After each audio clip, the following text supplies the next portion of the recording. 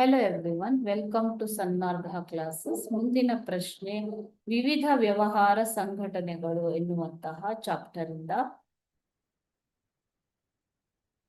ಸರಳ ವಿಸರ್ಜನೆ ಎಂದರೇನು ಅಂತ ಕೇಳ್ತಾ ಇದ್ದಾರೆ. ಸರಳ ವಿಸರ್ಜನೆ ಪಾಲುದಾರಿಕೆ ಸಂಸ್ಥೆಗೆ ಸಂಬಂಧಪಟ್ಟಿರುವುದು.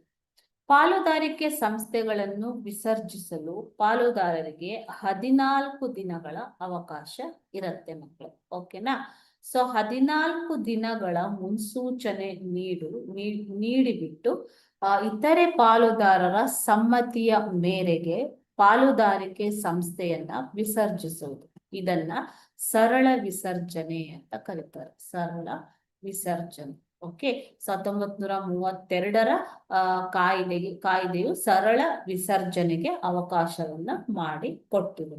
Okay, thank you.